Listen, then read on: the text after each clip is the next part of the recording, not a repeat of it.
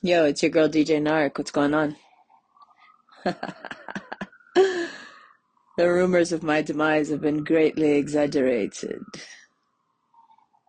I'm laying here on the eve of having published a story across many platforms of how my name was looked up in Israel many times in many ways. Foreseeing, perhaps hoping to manifest, perhaps hoping for something to ping around my death, my destruction, my fall from grace. And in the wake of this, I have seen many an enemy's face light up with joy. I have also today come across one of two people in the world that I hate from the very depths of my existence. And do you know what this dumb bitch was hashtagging her selfies? The French 75. And it made me think, my God, there's somebody out there that I hate from the depths of my being. Someone who I believe with my whole heart should be eradicated. Not just wiped from this existence, but from all existence. I know that's not logical, it's not kind, and I don't care. But when I saw that hashtag, I thought, oh,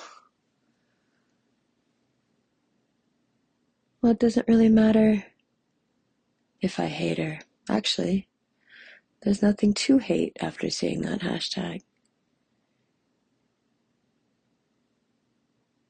And all that hate that I've been carrying around like a weight around my neck slowly started to bleed out, leave me. Here is this person that I thought deserved to be forever forgotten, not even good enough to be judged.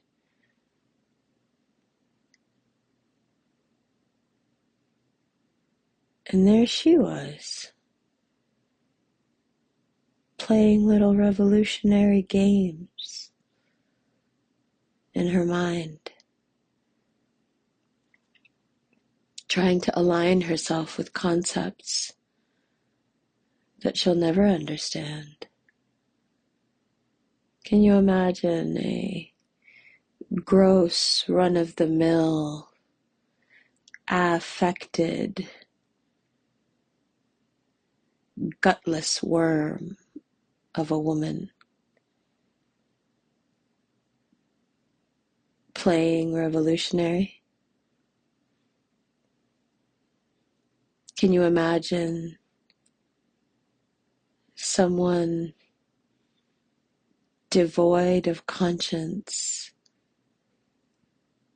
align themselves with a story about love?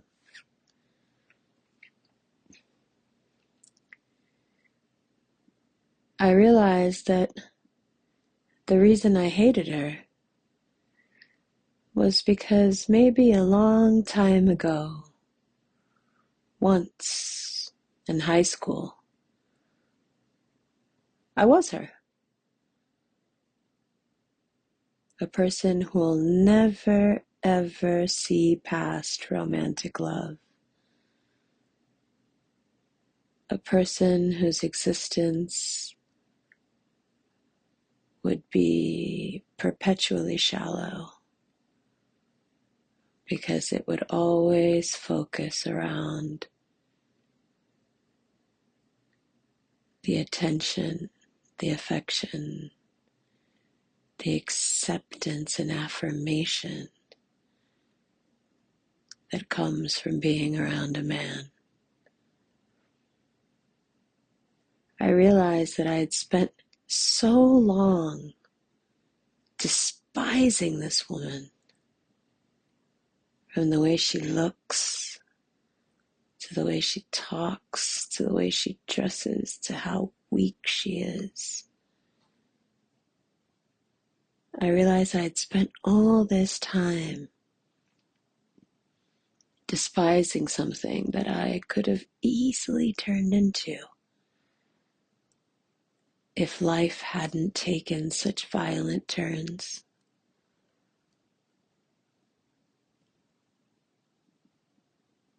I suppose if I was the type to lament my fate instead of seeing it for the divine gift that it is,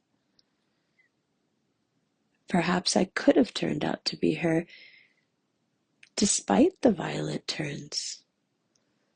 If instead of accepting and rejoicing in the roads less traveled, in the destiny I was pushed into, I could have sat by the side of the road and sobbed. And sure enough, some man would have picked me up,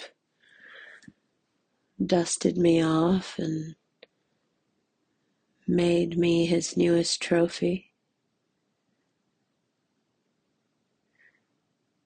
But in that moment, when I saw that stupid photo and that stupid fucking hashtag,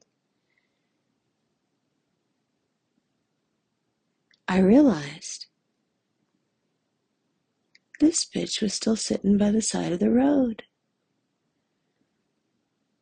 That she had actually never gotten up. That the first time life went left, I guess the day she figured out that she'd never be a 6-foot-tall blonde, she had just sat down. And every moment since then had just been her flailing her arms on the side of the highway, screaming, "Please, pick me, help me, save me." And sometimes some idiot would slow down and take a look, and most would drive by. Some wouldn't even slow down. Some wouldn't even look. But once in a while, a car would stop, and she'd get picked up. And for a while, she'd get to ride in that car down the road of some man's destiny. An anecdote in the larger, grand scheme of his life. An aside, if you will. I realized that the reason she's so perpetually haggard is because every so often that faceless, nameless man opens the door and puts his boot to her shoulders and kicks her right the fuck back out. And then she sits there for a while again, lost, weak, stupid, pathetic, gutless, for some other man to come by and maybe see some value.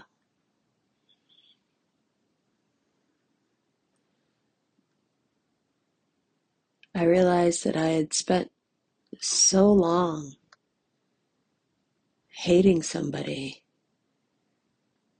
who just wanted to be anybody but herself.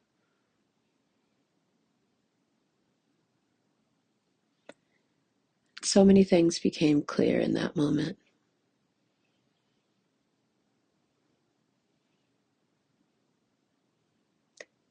I've never been able to not know myself. I think I've tried to lose track. Drugs, sex, wild times, in high places, sexual abandon, submission, lust, politics, fame, money, power.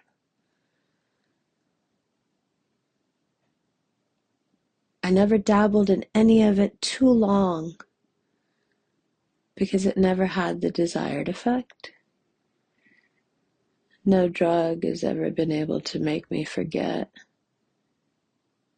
who I am. No sexual experience, no matter how intense, how bonded, how emotional, has ever created doubt or space in my mind. Regardless of what I tried,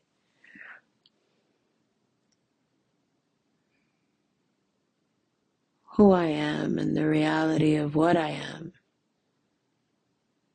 was always painfully, glaringly obvious. I don't even know why I ran from it. Maybe to see if I could be somebody else. Not that I wanted to, just see if it was possible. Maybe it was just like every other drug, a chance to try on a new existence, step into a parallel reality.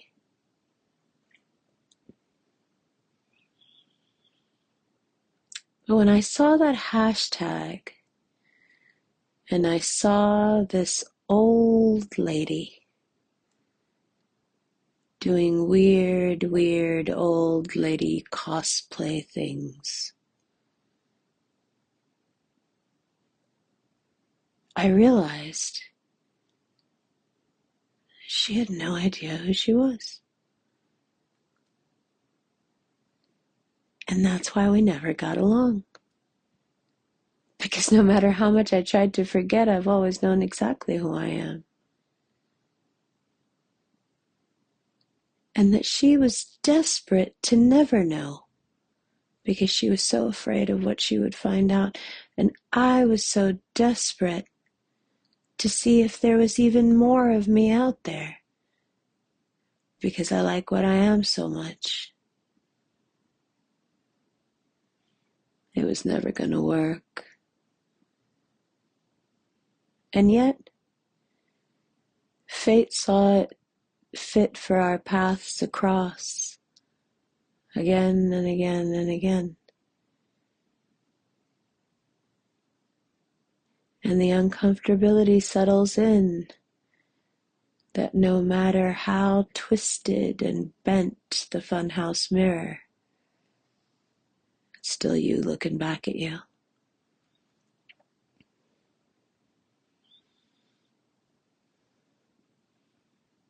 Is that who I would be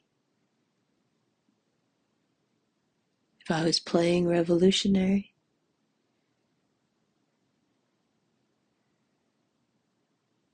Can you imagine hashtagging something, the French 75, and not having a single post about Palestine? Can you imagine spending your life pretending just so you could hitchhike down the road? Can you imagine never having even seen your own road? I can't. So then what was the fucking point of hating her? She's already in hell. Who cares? Who cares what happened? Who cares how it happened? Who cares anyway?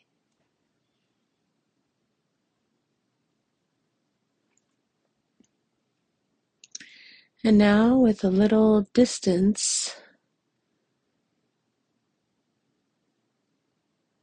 that distorted mirror starts to convey a lot of meaning. How many people have been that distorted mirror? How many different facets of what I could be were out there, staring at me, gnawing at me, pushing me, threatening me, preying on my downfall. And I realized in that moment that if I just stepped to the other side of the mirror and looked through their eyes, I would see something that maybe would have twisted my soul too. Drink something, please. You know what I saw? A bright, shining light. Something that if I wasn't it myself, perhaps it would have tore me up inside out of jealousy, envy, anger. I saw something fine, beautiful, strong, a force, something that I would want desperately if I didn't have it, and I would be so angry, so jealous, so bitter that it might twist me up inside. Ah, so that's what it is.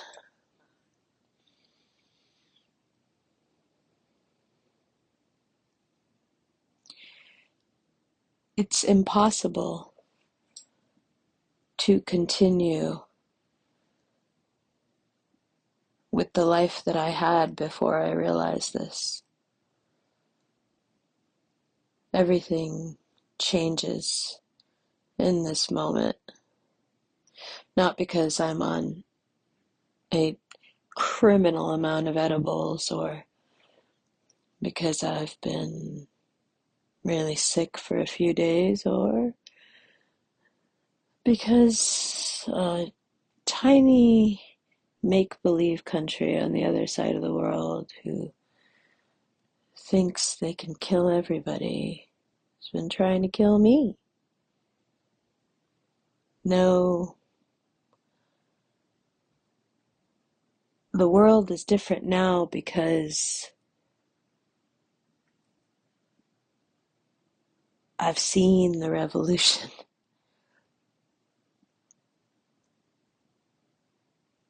From the outside. I've seen how beautiful it is. How strong, how compelling, how real.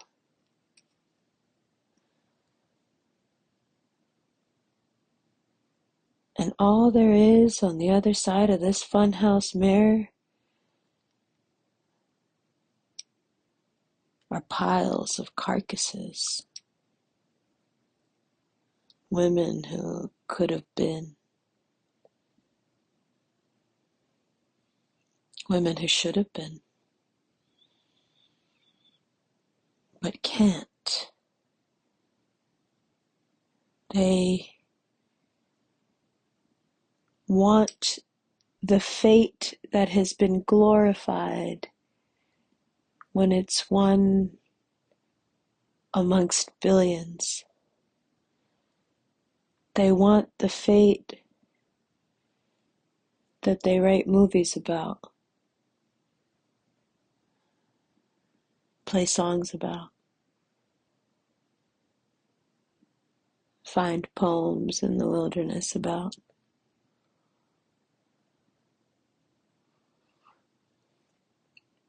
Sure, my fate could be this, that, the carcasses say with empty mouths and dead eyes. Basically a Kardashian gathering. I could have been a lawyer. I should have been a doctor. I could have been a ballerina.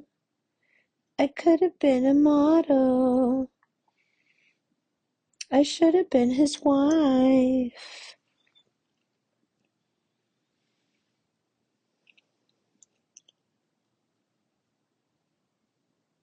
I could have been a woman.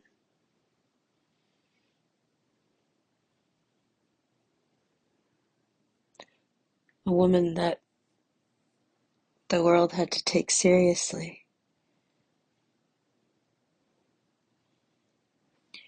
And instead, they are dead jokes.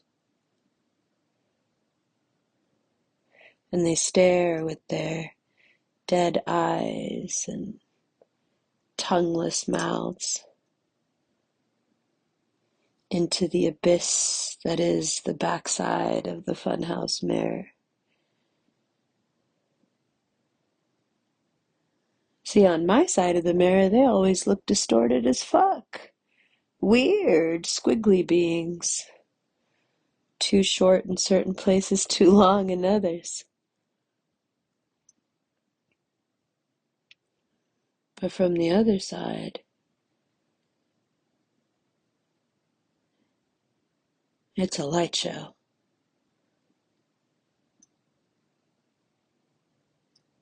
Fireworks all around.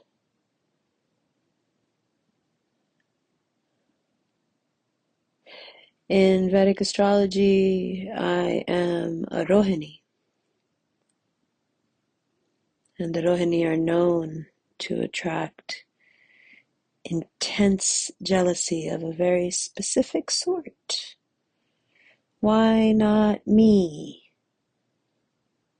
Says the woman who comes in contact with you. Why not me? Why her and not me? Well, I could do it.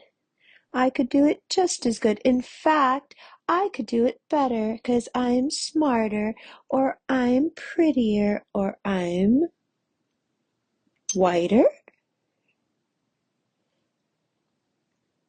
Why not me, God? I thought God was an American. Wouldn't an American God want me in that spot? Over her?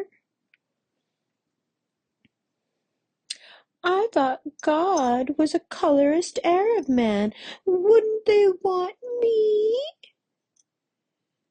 on the other side instead of her?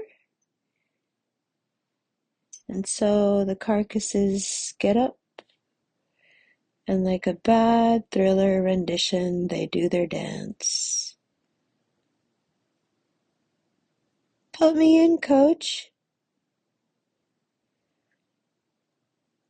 And yet their turn never comes.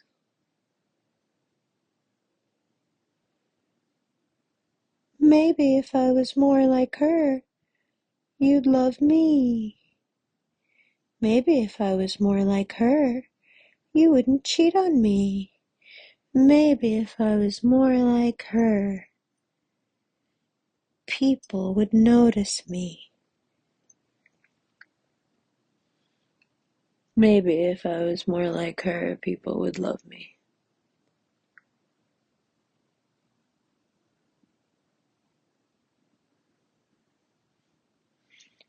And there have been this whole fucking time, shining like the fucking sun, just doing something that I can't fucking help. Most of the time, I wish I could. Most of the time, I wish I could not be this. And then I watch something like one battle after another, and I cry through the whole thing, from beginning to end. From the moment they show Benicio del Toro's face and he says, "You're not breathing," and you realize that you've been holding your fucking breath.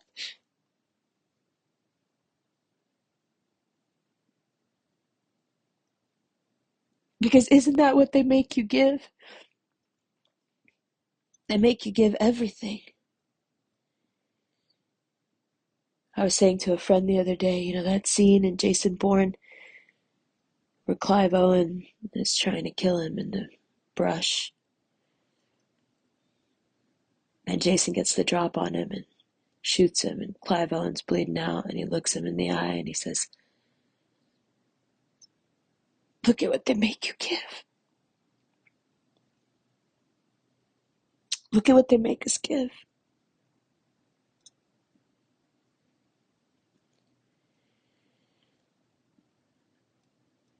From the minute the movie starts, all I could think is, look at what they make you give.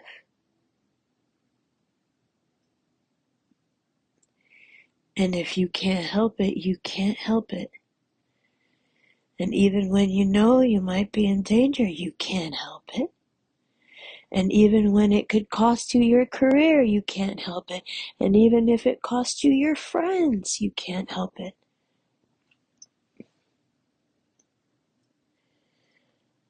And there are all these fucking zombie Rockettes on the other side of the funhouse mirror who have diluted themselves into sewer trash, wishing to be something that they couldn't handle for a day. They like being dead on the other side. They like pretending. Because that's all you're doing if you're not living who you really are. You're just dead on the other side. Looking in on somebody else's life and wishing you were them instead of who you are. Wishing you could take their place instead of the place God gave you. And if you won't stand in that place that God gave you, it dries up. You gotta work it. And if you don't work it, it don't fucking work.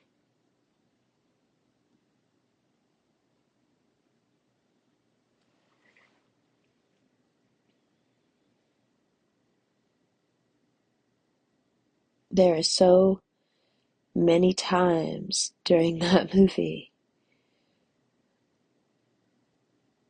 that I sobbed in the theater.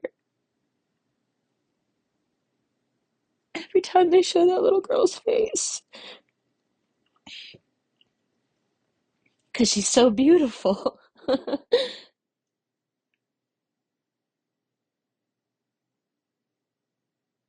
And she's emblematic of what our future looks like. Smart, serious, not fucking around.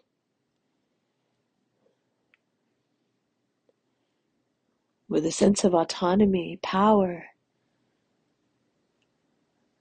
morals, grit. These kids have grit. You may not see it, but I do.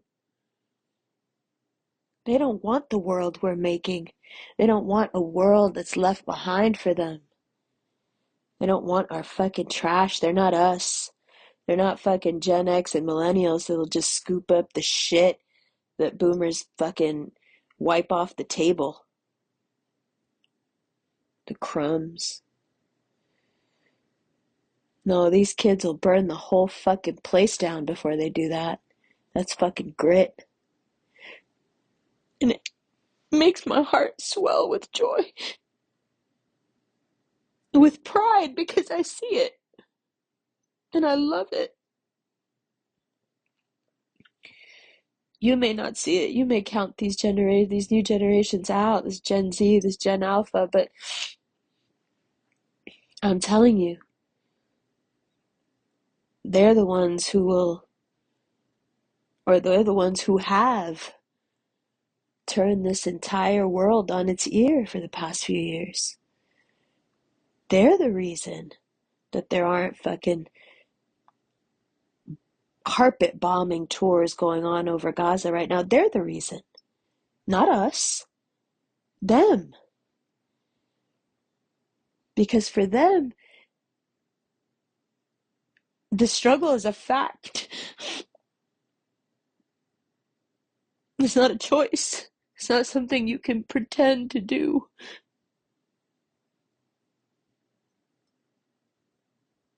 It's their life. It's the only reality they know. They don't know anything about the funhouse mirror and the fucking parasites that live on the other side. They can't afford to. They're so much who they are that maybe sometimes they wish they weren't.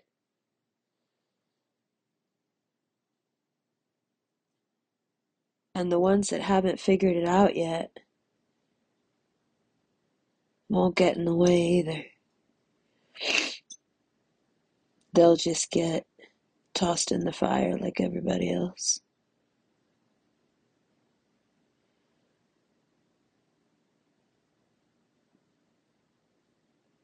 I have spent so much of my life fighting that which I could not digest. Not because I wanted to, but because I kept spitting it back up.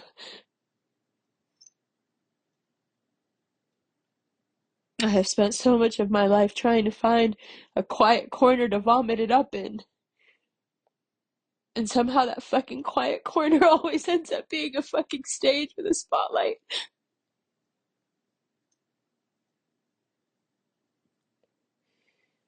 And that's what these fucking insects are trying to pretend to be? First of all, why?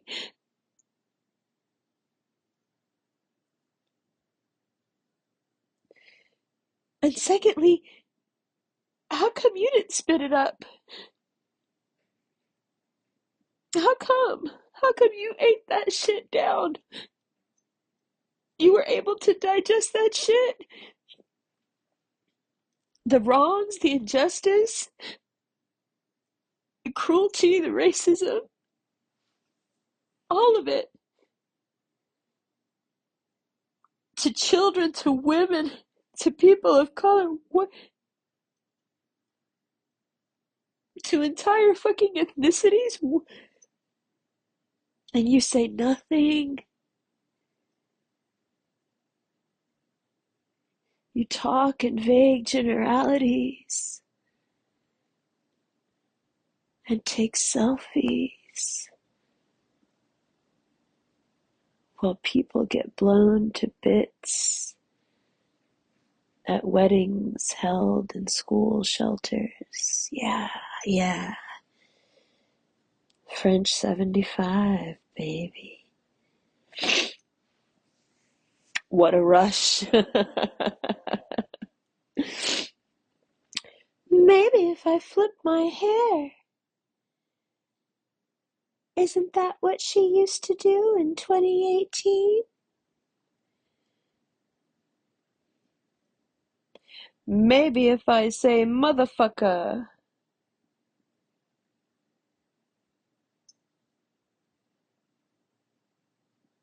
Isn't that what she used to do in 2024?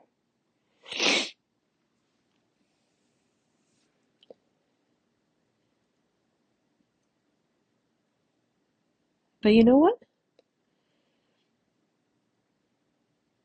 Here's the gag. I love that movie just because of that kid. Sure, on a sentimental level, is it nice to see Jack didn't drown because that bitch wouldn't move over on the door? Yeah, it's nice to see him again. I don't know where he's been, but my God, he's been missed. What a fine, fine fucking actor. Is it nice to see Puerto Rican Brad Pitt do his thing and keep the whole movie together like nobody else could have? Is it nice to feel like Puerto Rican Papi is telling you to sit down and take a deep breath? Yeah, yeah, Benicio is one of the best to ever do it. Sublime, in fact.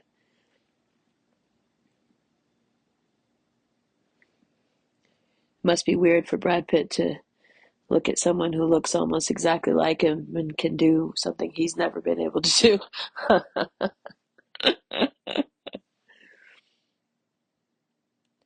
It's nice. It's nice to see Dr. Gonzo. It's nice to see Jack.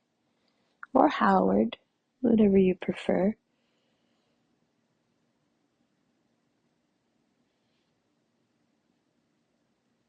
But that's just Gen X film nostalgia. It's the kid. She's what breaks your heart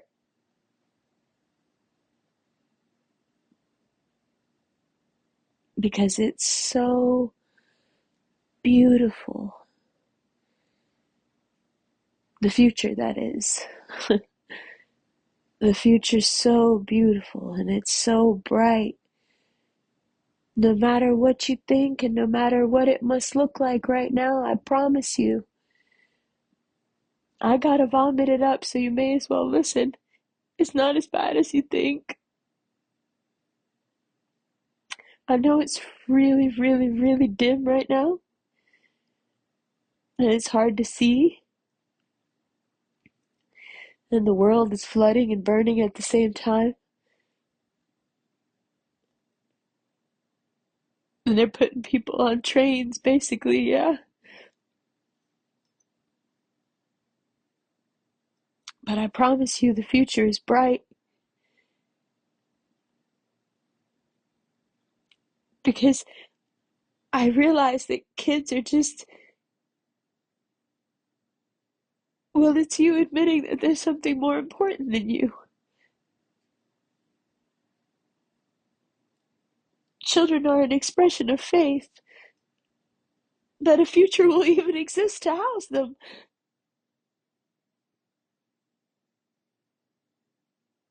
And that is perhaps the most beautiful sentiment in existence. The love of creation is unmatched because in it there's this promise, yeah,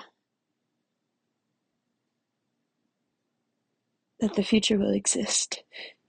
It will exist because they exist.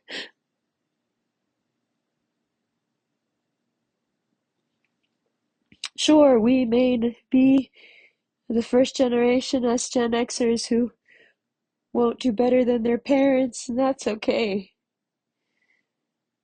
And sure, maybe our kids and millennials' kids won't do better than us either, and that's okay. They've got something better.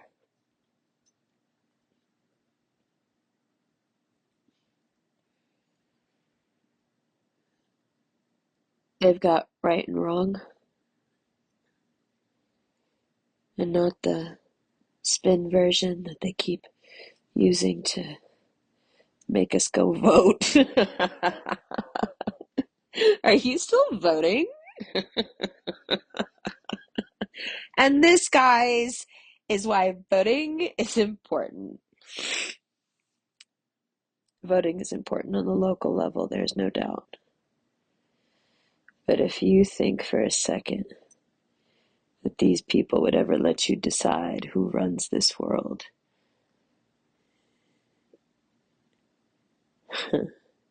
you may as well give up now.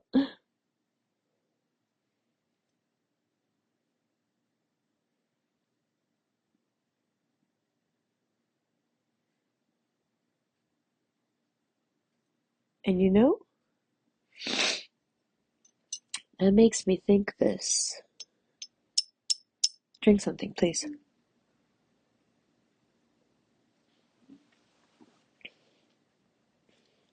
It makes me think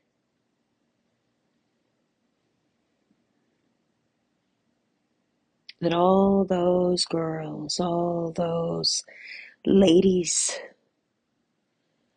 who have spent the better part of my life wishing they were me, they never realized that it wasn't even about me. What a bummer. Fuck, I'd be pissed. It wasn't about me. It's just an excuse, man.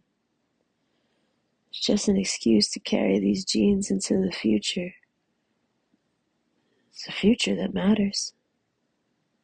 It's these kids that matter.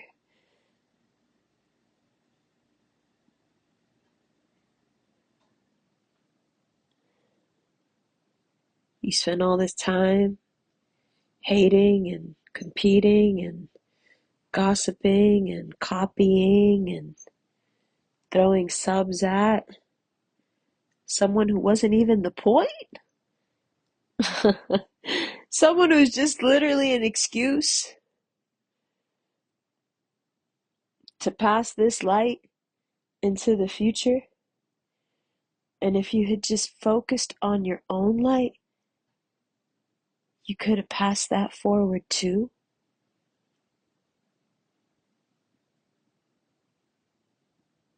And instead,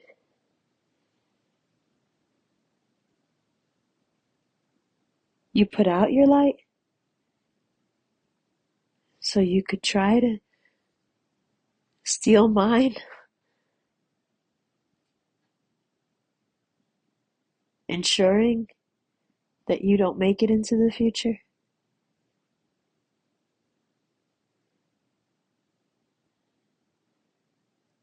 You die with you.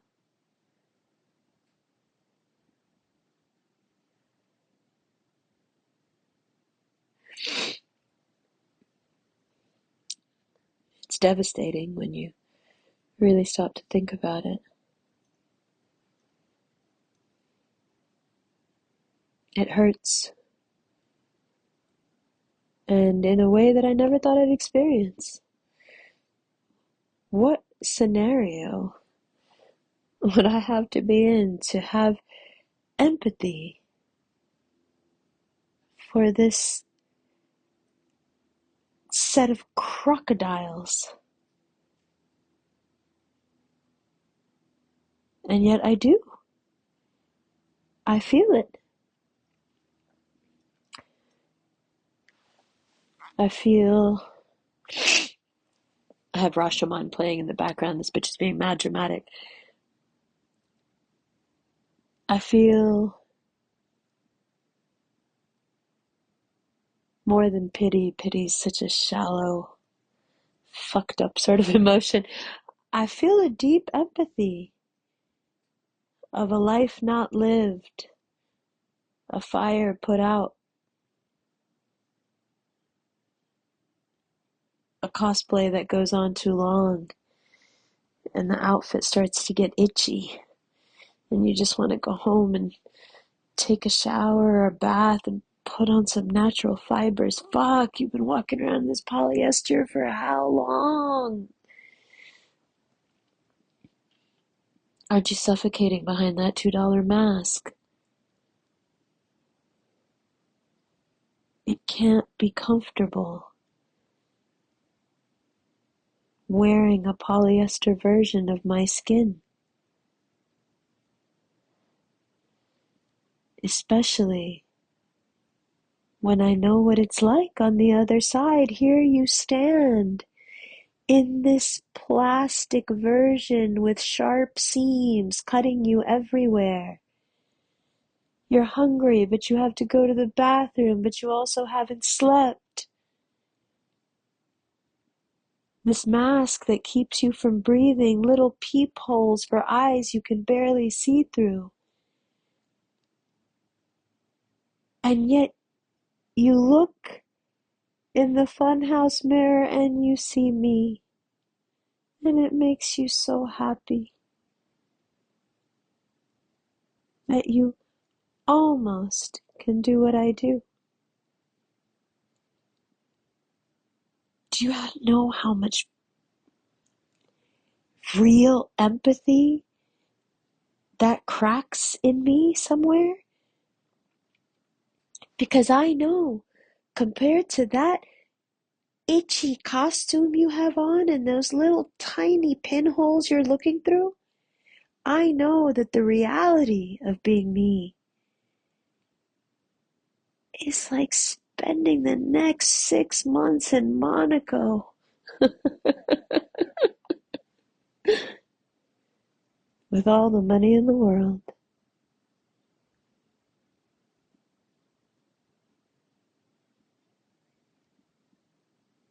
I'm sorry. I'm sorry that life's been so hard and that growing up was so tough. I'm sorry your belief that your looks would do all the work didn't work. I'm sorry for all the people who pretended that it would only so they could hurt you.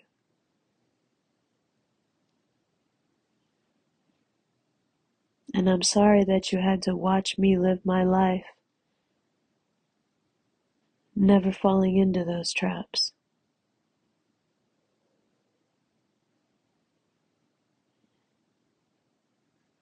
But if it makes you feel any better, I can't take any fucking credit. I didn't do it. I have no control over it. I have an Aries for a mother, and she doesn't take shit from anybody, and she does things the way she's gonna do them, and she's never gonna do the wrong thing. And I have had no choice growing up in her house than to become just like her. I promise you I had no choice. Like I said, if I could be anything else, I would, but I can't.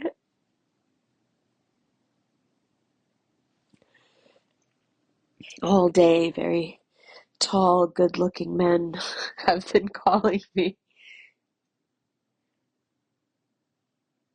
Yeah, you need to come here now. Okay? It's enough. At least we can keep you safe here.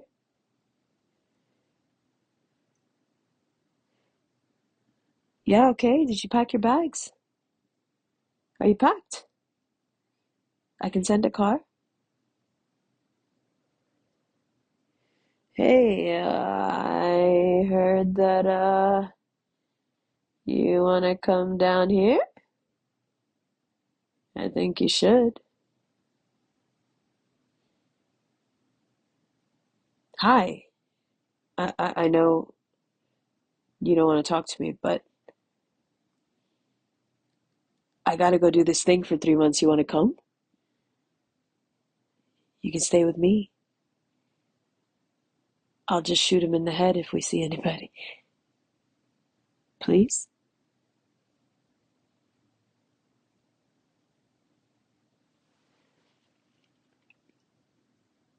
And all day I've been saying, you think I have a choice? You think I can talk myself into doing shit? 'Cause it would be quote unquote safe?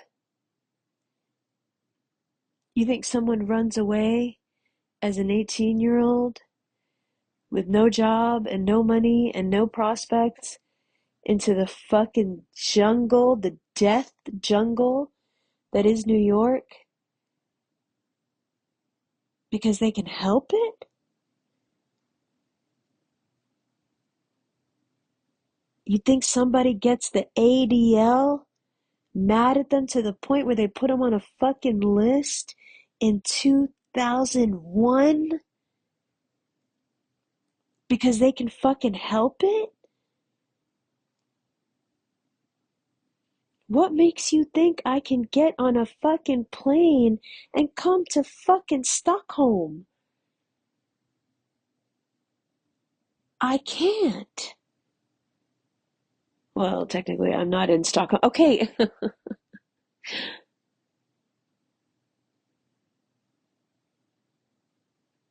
just come here. I can't. Why? Because it's one battle after another, motherfucker. Because that's the job. Because that's the job. Because otherwise, these kids turn and look at you, and there's disappointment in their eyes. Nothing's worth that. That movie makes me emotional because her parents are people she can be proud of. Her parents fought for a better world. Whether it turned out better or not, I don't know. But at least it gives them some fucking respect.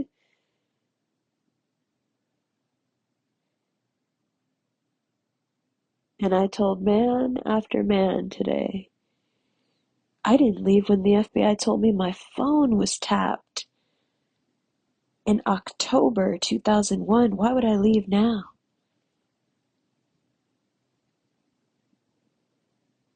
Well, you have spent the better part of 10 years in Scandinavia. It wouldn't be a big deal to come back. The country wasn't falling apart then.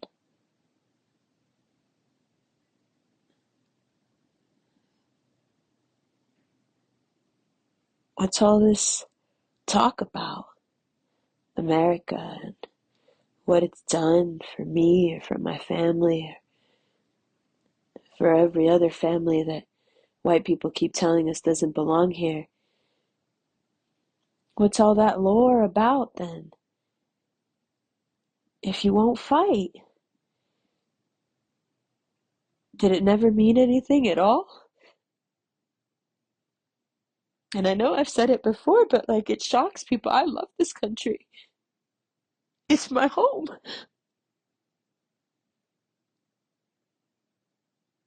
Why should I leave? The most patriotic thing I could do is criticize what the fuck is happening because that's what it means to be an American. It means you hold your government accountable. It means you speak truth to power. It means that you have to throw a fucking brick through the fucking window, bro.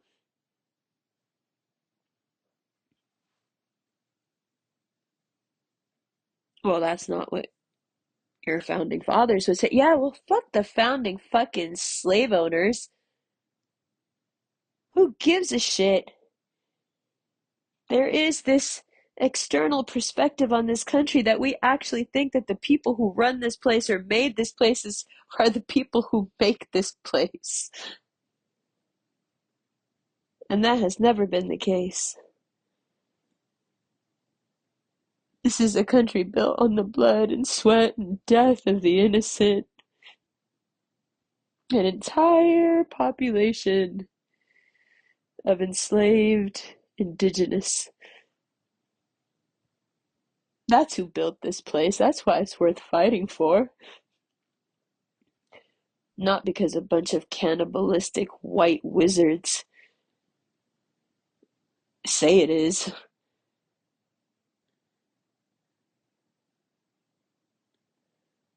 Why should I leave this place? Why should I run? Because you're tall and handsome and rich and you'll take care of me? Well, yeah.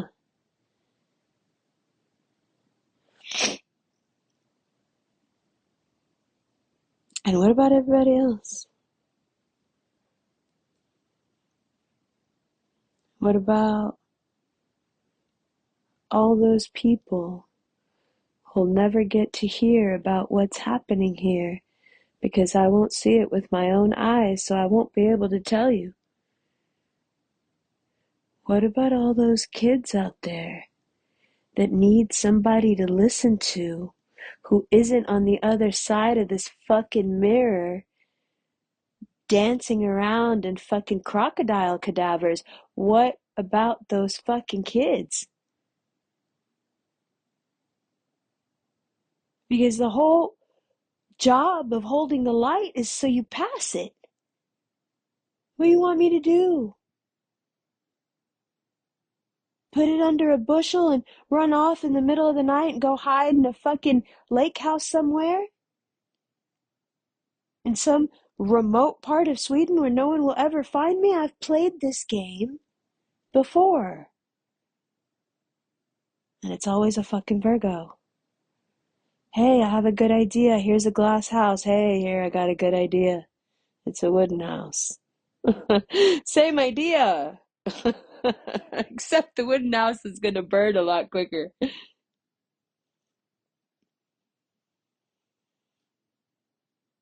Men do have a tendency to want to hide your light, but they're always going to tell you it's to keep you safe.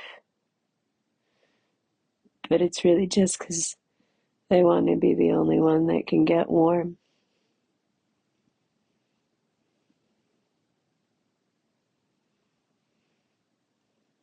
No, there's no leaving when the Nazis are in the streets. Too late. Too late. No, you can literally just check your email. I checked you in. Just get on the fucking plane. No. No. It's too late. That time has passed.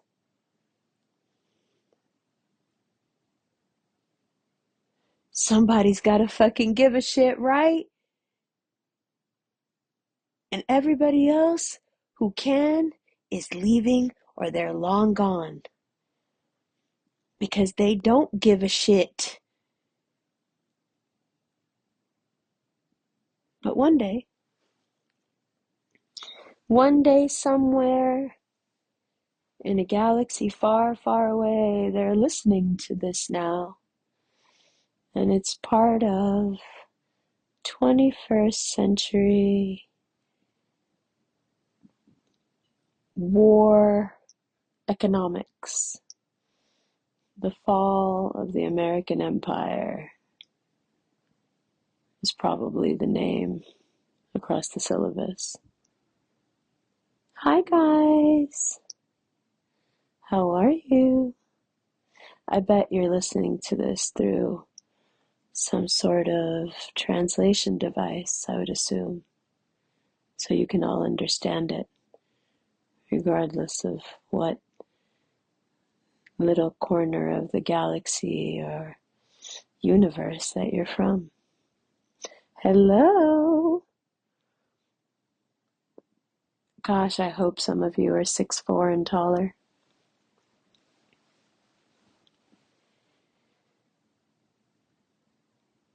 They wouldn't be listening though, would they, if I left? They wouldn't, right? You wouldn't, right? You in the back. Hi, you're cute. What color are you exactly? Is that like a gray blue?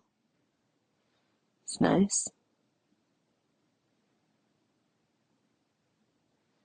No, they're listening like you're listening across space and time because grit translates very well. If your heart feels broken by what you're seeing around you, have faith. If your mind feels like it's going numb because it's far too egregious to be real, have faith. We're all in this together. And yes, it is one battle after another. And that's okay. In fact, if you ask me, it's quite exciting.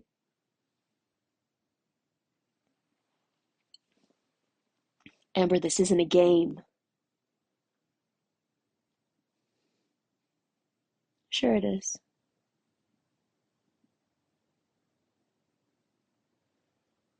They could kill you. They're trying to kill you. I know. They've been trying for a while.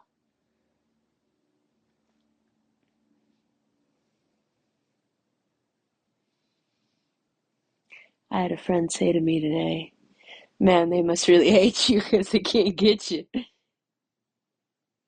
Yeah, it's part of my charm.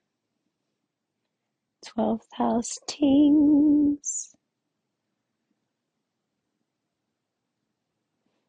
No, I'm not going anywhere, but I also can't change. So I guess I'm just not gonna shut the fuck up.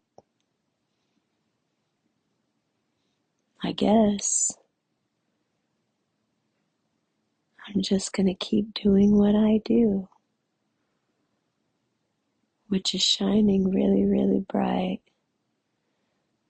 and leading my own little band of crocodile cadavers on the other side. All their energy, all their luck, all their money that should have been theirs, their fate, their rizq, just getting pulled into that mirror and poured all into me. The gag is, you weren't there. The gag is, I wouldn't be half this bright if you weren't looking so hard. But alas, there you are, and here I am, and here I remain.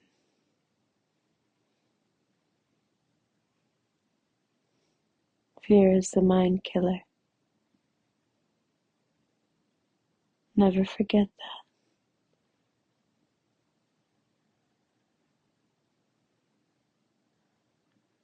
I love you. I'll be back more often, I promise. Sorry I've been gone so long. It's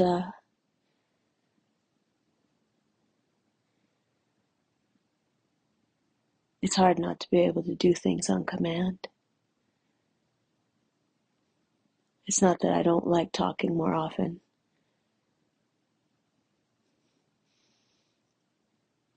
It's just that sometimes I don't have anything to say.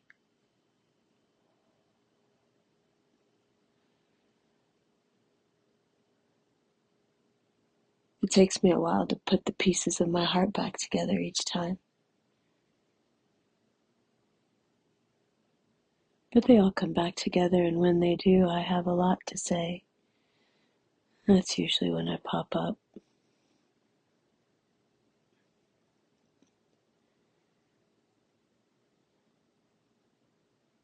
I'll pop up again soon, I promise.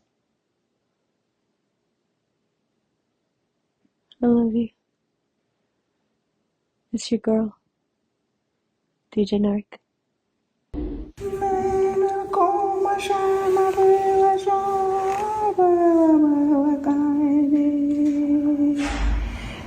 Mama Vishamandra, Kano Shamama, Kano Kaini, Kano Aboshamagi, Mato Yoda Drasana,